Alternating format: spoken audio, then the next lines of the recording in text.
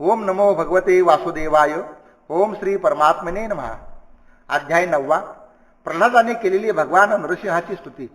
नारद म्हणाला, अशा प्रकारे क्रोधावेशाने ज्याच्या जवळही जाणे कठीण अशा श्री नरसिंहाच्या जवळपासही ब्रह्मदेव, शंकर प्रमुख सर्व देवगण जाऊ शकले नाहीत. तेव्हा देवाने साक्षात लक्ष्मींना पाठवले. त्यांनी जेव्हा त्यांचे ते प्रचंड अद्भुत रूप पाहिले तेव्हा भयभीत होऊन त्याही त्यांच्याजवळ जाऊ शकल्या नाहीत. कारण असे अपूर्व रूप त्यांनी कधी पाहिले नव्हते की ऐकले नव्हते.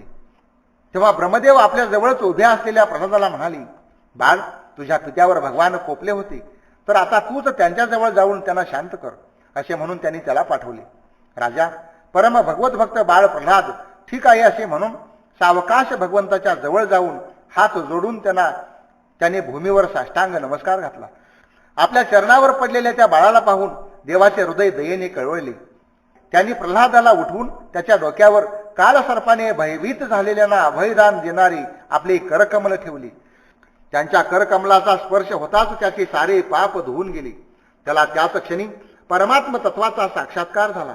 त्यांनी मोठ्या प्रेमाने आणि आनंद विभोर होऊन भगवंताचे चरण कमल आपल्या हृदयात धारण केले. त्यावेळी त्याचे सर्व शरीर पुलकित झाले. हृदयामध्ये प्रेमधारा आणि डोळ्यातून आनंदाश्रू वाहू लागले. प्रल्हाद भावपूर्ण हृदयाने आणि अनिमेष नेत्राने भगवंतांना पाहत होता. भाव समाधीत स्वतः एकाग्र होत प्रेम गदगद वाणीने त्याने त्यांची स्तुती सुरू केली. प्रल्हाद म्हणाला, ब्रह्मदेव इत्यादी देव, ऋषी, सिद्ध इत्यादींची बुद्धी नेहमी सत्वगुणी असते. तरी सुद्धा ते आपल्या प्रवाही वाणीने आपल्या विविध गुणांचे गायन करून अजूनही आपल्याला संतुष्ट करू शकले नाहीत. मी तर घोर असुर जातीत जन्मलेला, माझ्याकडून आपण संतुष्ट व्हाल काय? मला तर वाटते की धन, कुलीनता, रूप, तप, विद्या, ओज, तेज, प्रभाव, बल, पौरुष, बुद्धी आणि योग हे सर्व गुण परमपुरुष भगवंतांना संतुष्ट करण्यासाठी पुरेसे नाहीत. परंतु भक्तीने मात्र भगवंत गजेंद्रावर सुद्धा संतुष्ट झाले होते. माझ्या समजुतीप्रमाणे 12 गुणांनी युक्त असलेला ब्राह्मण सुद्धा जर भगवान कमल लाभांच्या चरण कमलांना विन्मुख असेल तर त्याच्यापेक्षा ज्या चांडाळाने आपले मन, वाणी, कर्म, धन आणि प्राण भगवंताच्या चरणी समर्पित केले आहेत, तो त्या ब्राह्मणाहूनही श्रेष्ठ होईल. तो आपल्या कुळाला सुद्धा पवित्र करतो, पण आपल्या मोठेपणाचा अभिमान बाळगणारा ब्राह्मण त्याहून हीन ठरतो. सर्वशक्तिमान प्रभू आपल्या स्वस्वरूपाच्या साक्षात्कारानेच परिपूर्ण आहेत. आपली अज्ञानी पुरुषांकडून पूजा करून घेण्याची त्यांना आवश्यकता वाटत नाही. भक्तांच्या हितासाठीच ते त्यांनी केलेल्या पूजेचा करुणेने स्वीकार करतात. जसे आपल्या मुखाचे सौंदर्य आरशात दिसणाऱ्या प्रतिबिंबालाही सुंदर बनवते, तसेच भक्त भगवंताचा जो सन्मान करतो तो परत त्यालाच प्राप्त होतो. म्हणून मी कोणतीही शंका मनात न आणता माझ्या बुद्धीनुसार सर्व प्रकारे भगवंताचा महिमा वर्णन करीत आहे. या महिमा गायनामुळे अविद्येमुळे संसार चक्रात सापडलेला नीच जीव तात्काळ पवित्र होतो. भगवन, आपण सत्वगुणाचे आश्रय आहात. हे ब्रह्मदेवादी सर्व देव आपले आज्ञाधारक भक्त आहेत. आम्हा दैत्याप्रमाणे ते आपला द्वेष करीत नाहीत. प्रभू, आपण उत्तमोत्तम अवतार ग्रहण करून या जगाचे कल्याण आणि अभ्युदय व्हावा, तसेच त्यांना आत्मानंद प्राप्त व्हावा म्हणून अनेक प्रकारच्या लीला करीत असतात. आपण असुराला मारले, आता आपला क्रोध शांत करावा. जसे विंचू, साप इत्यादींना मारल्यामुळे सज्जन सुद्धा सुखी होतात, त्याचप्रमाणे या दैत्याच्या नाशाने सर्व लोकांना सुख प्राप्त झाले आहे. आता सर्वजण आपल्या शांत स्वरूपाची वाट पाहत आहेत. नरसिंहदेवा, भयापासून मुक्त होण्यासाठी भक्तजन आपल्या या स्वरूपाचे स्मरण करतील. हे परमात्मन, आपले मुख अत्यंत भयानक आहे, आपली जीभ लवलवत आहे, डोळे सूर्यासारखे आहेत, भुवया उंचावलेले आहेत, दाढा तीक्ष्ण आहेत, आतड्यांची माळ, रक्ताने माखलेली आयाळ, भाल्याच्या टोकाप्रमाणे उभे असलेले कान, दिग्गजांना सुद्धा भयभीत करणारा सिंहनाद आणि शत्रूला फाडणारी आपली ही नखे पाहून मी थोडा सुद्धा भ्यालो नाही. हे दीनबंधू, मी भयभीत झालो आहे तो या असह्य आणि उग्र संसारात भरडला गेल्यामुळे. आपल्या कर्माने बांधला जाऊन मी या भयंकर दैत्य योनीमध्ये फेकला गेलो आहे. हे नाथ, आपण प्रसन्न होऊन सर्व जीवांसाठी शरण जाण्यास योग्य अशा मोक्ष स्वरूप अशा आपल्या चरण कमलाजवळ मला केव्हा बोलवाल? हे अनंता, मी ज्या ज्या योनीमध्ये गेलो त्या सर्व योनीमध्ये प्रियजनांचा वियोग आणि अप्रियजनांचा संयोग करून देणाऱ्या दुःखरूप आगीमध्ये वरपळत राहिलो. ते दुःख नाहीसे करण्याचे जे औषध आहे तेही दुःखरूपच आहे. आपल्यापासून वेगळ्याच वस्तूंना आत्मा समजून मी भटकत आहे. ज्या योगे मी आपली सेवा करू शकेन ते साधन मला सांगा. हे प्रभू, आपणच आम्हाला प्रिय आहात. आमचे सुहृद आहात, आपणच सर्वांचे परमदैवत आहात. आपल्या चरणांपाशी राहणाऱ्या भक्तांच्या संगतीत ब्रह्मदेवानी गायलेल्या आपल्या लीला कथा गात मी सहजपणे त्रिगुणापासून मुक्त होऊन या संसार सागरातून पलीकडे जाऊ शकेन. हे प्रभो, आपणच आम्हाला प्रिय आहात, आमचे सुहृद आहात, आपणच सर्वांचे परमदैवत आहात. आपल्या चरणांपाशी राहणाऱ्या भक्तांच्या संगतीत ब्रह्मदेवानी गायलेल्या आपल्या लीला कथा गात मी सहजपणे त्रिगुणांपासून मुक्त होऊन या संसार सागरातून पलीकडे जाऊ शकेन. हे नरसिंहदेवा, या जगातील दुःखी लोकांची दुःखे नाहीशी करण्याचे जे उपाय मानले जातात ते आपण उपेक्षा केल्यास तात्पुरतेच असतात. जसे आई वडील मुलांचे रक्षण करू शकत नाहीत, औषध रोग नाहीसा करीत नाही आणि समुद्रात बुडणाऱ्याला नाव वाचवू शकत नाही. सत्वादी गुणांमुळे वेगवेगळ्या स्वभावाचे अर्वाचीन पिता वगैरे आणि प्राचीन ब्रह्मदेव इत्यादी करते आहेत. त्यांना प्रेरणा देणारी आपणच आहात. ते आपल्या प्रेरणेने, ज्या आधारामध्ये, ज्या निमित्ताने, ज्या साधनाने, ज्यावेळी, ज्याच्या प्रेरणेने, ज्याच्या संबंधी, ज्याच्यापासून, ज्याच्यासाठी, ज्या रीतीने जे काही उत्पन्न करतात किंवा रूपांतरित करतात ते सर्वच जण आणि ते सर्व काही आपलेच स्वरूप आहे. पुरुषाच्या संकल्पानुसार कालामुळे गुणांमध्ये क्षोभ झाल्या कारणाने माया मनप्रधान लिंग शरीर निर्मिती करते. हे लिंग शरीर बलवान, कर्ममय, तसेच कर्मप्रधान आहे. हेच अविद्येने जीवाच्या भोगासाठी कल्पिलेले मन, 10 इंद्रिये आणि 5 तन्मात्रा, या 16 विकार रूप आर्यांनी युक्त असे संसार चक्र आहे. हे जन्मरहित प्रभू, असा कोण पुरुष आहे की जो आपल्याला न भसता हे मनरूप संसार चक्र पार करू शकेल. हे सर्व शक्तिमान प्रभू, माया मला या 16 आर्य असलेल्या चक्रात अडकून उसाप्रमाणे पिळून काढीत आहे. आपण आपल्या चैतन्य शक्तीने बुद्धीच्या सर्व गुणांना नेहमी पराजित करता आणि कालरूपाने सर्व साध्य आणि साधने आपल्या अधीन ठेवता. मी आपल्याला शरण आलो आहे. आपण मला या चक्रातून ओढून काढून आपल्या जवळ घ्या.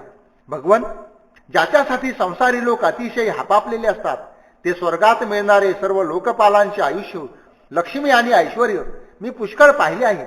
ज्यावेळी माझे वडील थोडेसे रागावून हसत आणि त्यांच्या भुवया थोड्या वर चढत तेव्हाच ती संपत्ती त्यांच्याजवळ राहत नसे. पण माझ्या अशा या पित्यालाही आपण मारले. म्हणूनच संसारातील प्राणी ज्या ब्रह्मलोकापर्यंतचे आयुष्य, लक्ष्मी, ऐश्वर्य आणि इंद्रिय भोग यांची इच्छा करतात ते मला नकोत. कारण अत्यंत शक्तिशाली काळाचे रूप धारण करून आपण त्यांना ग्रासले आहे हे मी जाणतो. आपण मला आपल्या दासांच्या सान्निध्यात घेऊन चला. विषय भोगाच्या गोष्टी ऐकायला चांगल्या वाटतात, परंतु त्या मृगजळाप्रमाणे फसव्या आहेत. तसेच हे शरीर सुद्धा अगणित रोगाचे उगमस्थान आहे. कुठे ते मिथ्या विषय भोग आणि कुठे हे रोगयुक्त शरीर, दोन्हींची असारता जाणून सुद्धा मनुष्य यापासून विरक्त होत नाही.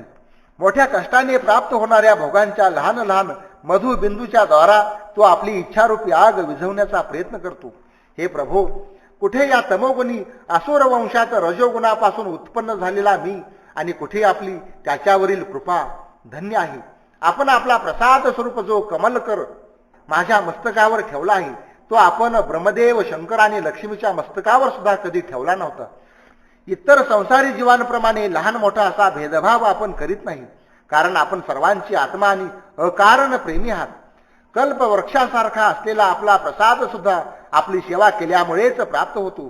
सेवेनुसारच जीवांवर आपल्या कृपेचा उदय होतो. त्यासाठी जातीची उच्चता किंवा नीचता कारणीभूत अजिबात नाही. भगवन, हा संसार ही एक अंधकारमय विहीर असून त्यामध्ये कालरूपी सर्प डसण्यासाठी नेहमी तयार असतो. विषय भोगांची इच्छा करणारे पुरुष त्यामध्ये पडलेले आहेत. त्यांच्या संगतीने मी सुद्धा त्यांच्या पाठोपाठ त्यामध्ये पडू लागलो होतो. परंतु भगवान, देवर्षी नारदांनी मला आपला समजून त्यामधून वाचवले. असे असता मी आपल्या भक्तजनांची सेवा कशी सोडू? हे अनंता, ज्यावेळी माझ्या पित्याने मला मारण्यासाठी हातामध्ये खड्ग घेतले आणि म्हटले, जर माझ्याखेरीज दुसरा कोणी ईश्वर असेल तर तो तुला वाचवील, मी आता तुझे डोके उडवतो. त्यावेळी आपण माझ्या प्राणांचे रक्षण केले आणि माझ्या पित्याचा वध केला. मला वाटते की आपण आपले सेवक असणाऱ्या सनकादी ऋषींचे वचन सत्य करण्यासाठीच तसे केले होते. भगवन, हे संपूर्ण जग म्हणजे एकमात्र आपणच आहात. कारण यामध्ये आधी, अंती आणि मध्ये आपणच असून त्याहून वेगळे आहात. आपण आपल्या मायेने गुणांच्या परिणामस्वरूप या जगाची उत्पत्ती करून यात पहिल्यापासूनच असूनही प्रवेश करण्याची लीला करता आणि त्या गुणांनी युक्त होऊन अनेक आहात असे भासवता. भगवन, हे जे काही सर्व कार्यकारण रूपाने प्रचितीला येत आहे ते सर्व आपणच आहात आणि त्याहून वेगळेही आहात. आपला परका हा भेदभाव ही अर्थहीन शब्दांची माया आहे. कारण ज्याच्यापासून ज्याचा जन्म, स्थिती, लय आणि दिसणे असते ते त्याचे स्वरूपच असते. जसे बीज आणि झाड ही कारण आणि कार्याच्या दृष्टीने वेगवेगळी आहेत, तरी सुद्धा गुणधर्म आणि मूलरूप यांच्या दृष्टीने दोन्ही एकच आहेत. भगवान, आपण हे संपूर्ण विश्व आपल्यामध्ये सामावून घेऊन आत्मसुखाचा अनुभव घेत निष्क्रिय होऊन प्रलयकालीन पाण्यात शयन करता. त्यावेळी आपल्या स्वयंसिद्ध योगाने बाह्यदृष्टी बंद करून आपण आपल्या स्वरूपाच्या प्रकाशात निद्रेलाही विलीन करून घेता आणि तुर्यावस्थेत राहता. त्यावेळी आपण झोपेतही नसता की विषयांचा उपभोग घेत नसता. आपण आपल्या कालशक्तीने प्रकृतीच्या गुणांना प्रेरित करता. म्हणजेच हे ब्रह्मांड आपलेच शरीर आहे. प्रथम हे आपल्यातच लीन झालेले होते. जेव्हा प्रलयकालीन पाण्यामध्ये शेषशय्येवर शयन करणारे आपण योग निद्रेचा त्याग केला, तेव्हा वटवृक्षाच्या बीजापासून विशाल वृक्ष होतो. त्याप्रमाणे आपल्या नाभीतून ब्रह्मांड कमल उत्पन्न झाले. त्यावर ब्रह्मदेव प्रकट झाले. जेव्हा त्यांना कमळाखेरीज आणखी काहीच दिसले नाही, तेव्हा स्वतःमध्येच बीज रूपाने व्याप्त असलेल्या तुम्हाला ते जाणू शकले नाहीत आणि तुम्हाला आपल्याबरोबर तुम्ही आहात असे समजून पाण्यात घुसून 100 वर्षेपर्यंत शोधत राहिले. परंतु तेथे त्यांना काहीच मिळाले नाही. ते बरोबरच आहे, कारण अंकुर उगवल्यावर बी कसे दिसणार. जेव्हा ब्रह्मदेवांना मोठेच आश्चर्य वाटले, ते पुन्हा कमळात बसून राहिले. पुष्कळ काळानंतर तीव्र तपश्चर्या केल्याने जेव्हा त्यांचे हृदय शुद्ध झाले, तेव्हा त्यांना पंचभूते, इंद्रिये आणि अंतकरण स्वरूप अशा आपल्या शरीरातच ओतप्रोत भरून असलेल्या तुमचा साक्षात्कार झाला. जसा पृथ्वीमध्ये व्यापून असलेल्या अतिसूक्ष्म गंधाचा साक्षात्कार होतो. विराट पुरुष हजारो मुखे, चरण, डोकी, हात, मांड्या, नाशिका, तोंड, कान, नेत्र, अलंकारांनी आयुधांनी संपन्न होता. त्यांच्या विभिन्न अंगाच्या रूपात 14 लोक दिसत होते. त्या महापुरुषाला पाहून ब्रह्मदेवांना अतिशय आनंद झाला. मधु आणि कैठभ नावाचे रजोगुणी आणि तमोगुणी 2 मोठे बलाढ्य दैत्य होते. जेव्हा ते वेद चोरून घेऊन गेले, तेव्हा आपण हयग्रीव अवतार धारण केला आणि त्या दोघांना मारून सत्वगुण रूप श्रुती ब्रह्मदेवांना परत आणून दिल्या. तो सत्वगुणच आपले अत्यंत प्रिय शरीर आहे असे महात्मे म्हणतात. हे पुरुषोत्तमा, अशा प्रकारे आपण मनुष्य, पशु, पक्षी, ऋषी, देव आणि मत्स्य इत्यादी रूपामध्ये अवतार घेऊन लोकांचे पालन तसेच विश्वाचा द्रोह करणाऱ्यांचा संहार करीत असता. या अवतारांच्या द्वारे आपण प्रत्येक युगामध्ये युग धर्माचे रक्षण करता. कलियुगात आपण गुप्त रूपाने राहता, म्हणून आपले एक नाव त्रियुग असेही आहे. हे वैकुंठनाथा, माझे मन पापवासनाने कलुषित झाले आहे. ते मुळातच अत्यंत दोषयुक्त आहे. कामनामुळे ते व्याकुळ असते आणि हर्ष, शोक, भय तसेच नाना चिंताने व्याकुळ असते. आपल्या कथांमध्ये त्याला गोडीच वाटत नाही. यामुळे मी दीन होऊन राहिलो आहे. अशा अशांत मनाने मी आपल्या स्वरूपाचे चिंतन तरी कसे करू. हे अच्युता, ही कधीही तृप्त न होणारी जीभ मला अन्नाकडे, जननेंद्रिय स्त्रीकडे, त्वचा स्पर्शाकडे, पोट भोजनाकडे, कान शब्दाकडे, नाशिका गंधाकडे आणि हे चंचल डोळे रूपाकडे याप्रमाणे मला आपापल्याकडे खेचत राहतात. याशिवाय कर्मेंद्रिय सुद्धा आपापल्या विषयांकडे घेऊन जाण्यासाठी आपली शक्ती खर्च करतात. एखाद्या पुरुषाच्या अनेक पत्न्या त्याला आपापल्याकडे ओढतात, तशी माझी दशा होऊन राहिली आहे. अशा प्रकारे हा जीव आपल्या कर्मबंधनात अडकून या संसार रूपी वैतरणी नदीमध्ये पडला आहे. जन्मापासून मृत्यू, मृत्यूपासून जन्म आणि या दोन्हीद्वारा कर्मभोग भोगीत हा भयभीत झाला आहे. हा आपला आहे, हा परका आहे असा भेदभाव बाळगून तो कोणाशी मैत्री करतो तर कोणाशी शत्रुत्व. या मूढ जीवाची ही दुर्दशा पाहून आपल्याला त्यांची दया येऊ दे. भव नदीच्या पहिल्या तीराला असलेल्या भगवंता, या प्राण्यांनाही आता पार करा. हे जगद्गुरु, आपण या सृष्टीची उत्पत्ती, स्थिती आणि लय करणारे आहात. असे असताना या जीवाला या भव नदीतून पार करणे आपल्याला काय कठीण आहे. हे दीननाथा, अज्ञानी जीवानाच महापुरुषांच्या अनुग्रहाची आवश्यकता आहे. आपल्या भक्तांच्या आम्हा निरंतर सेवकांना त्याची काय जरूर आहे. हे परमात्मन, आपल्या परमात्म स्वरूप मला पार करण्यास कठीण अशा भव वैतरणीचे थोडे सुद्धा भय वाटत नाही. लीला गायनात चित्त मग्न असलेल्या, परंतु आपल्यापासून विन्मुख असणाऱ्या आणि इंद्रियांच्या विषयांचे मायामय खोटे सुख मिळवण्यासाठी संसाराचे ओझे वाहणाऱ्या अज्ञानी जीवांचे मला वाईट वाटत आहे. हे देवा, मुनी तर साधारणपणे आपल्या मुक्तीसाठी निर्जन वनात जाऊन मौन व्रत धारण करतात. ते दुसऱ्यांच्या भल्यासाठी काही प्रयत्न करीत नाहीत. परंतु मी या असहाय्य जीवांना सोडून एकटा मुक्त होऊ इच्छित नाही आणि या दिशाहीन भटकणाऱ्या प्राण्यांना आपल्याखेरीज दुसऱ्या कोणाचा आश्रय दिसत नाही. गृहस्थाश्रमी लोकांना मैथून इत्यादींचे जे सुख मिळते ते अत्यंत तुच्छ आहे. जसे हाताला सुटलेली खाज नाहीशी करण्यासाठी खाजविताना सुरुवातीला थोडेसे सुख झाल्यासारखे वाटते, परंतु नंतर दुःखच दुःख होते. परंतु हे विचारी अज्ञानी पुष्कळशे दुःख भोगूनही या विषय भोगाने तृप्त होत नाहीत. या उलट धैर्यवान माणूस जशी सुटलेली खाज सहन करतो तसाच तो कामाचा वेगही सहन करतो. पुरुषोत्तमा, मौन, ब्रह्मचर्य, शास्त्र श्रवण, तपश्चर्या, स्वाध्याय, स्वधर्म पालन, शास्त्रांची तर्कशुद्ध व्याख्या, एकांत सेवन, जप आणि समाधी ही मोक्षाची 10 साधने प्रसिद्ध आहेत. परंतु ज्याला आपली इंद्रिये वश नाहीत त्याच्यासाठी ही सर्व उपजीविकेची साधने ठरतात. आणि दांभिक लोकांच्या बाबतीत तर त्यांचे ढोंग लोकांच्या लक्षात आल्यावर या गोष्टी उपजीविकेचे साधन म्हणूनही राहत नाहीत. बीज आणि अंकुर याप्रमाणे कार्य आणि कारण ही आपली 2 रूपे आहेत. वास्तविक आपण प्राकृत रूप रहित आहात, परंतु या कार्य आणि कारण रूपांना सोडून आपले ज्ञान होण्याचे अन्य कोणतेही साधन नाही. लाकडावर लाकूड घासून जसा अग्नी प्रकट केला जातो त्याप्रमाणे योगीजन भक्तियोगाने आपल्याला कार्य आणि कारण या दोन्हीमध्ये शोधतात, कारण ही दोन्ही आपल्या स्वरूपाहून वेगळी नाहीत. हे अनंता, वायू, अग्नी, पृथ्वी, आकाश, पाणी, 5 तन्मात्रा, प्राण, इंद्रिये, मन, चित्त, अहंकार, संपूर्ण विश्व, तसेच सगुण व निर्गुण हे सर्व केवळ आपणच आहात. एवढेच काय, पण मन आणि वाणीने ज्यांचे वर्णन करता येते ते सर्व आपल्याहून वेगळे नाही. हे भगवन, हे सत्वादी गुण, त्यापासून उत्पन्न झालेली महत आदी तत्वे, देव, मनुष्य, मन इत्यादी कोणीही आपले स्वरूप जाणण्यास समर्थ नाही, कारण या सर्वांना सुरुवात व शेवट आहे. असा विचार करून ज्ञानीजन शब्दांनी आपले स्वरूप सांगत नाहीत.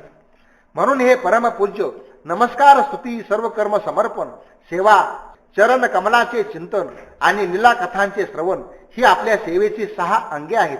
या सेवेशिवाय परमहंसाचे सर्वस्व असणाऱ्या आपली भक्ती कशी प्राप्त होईल?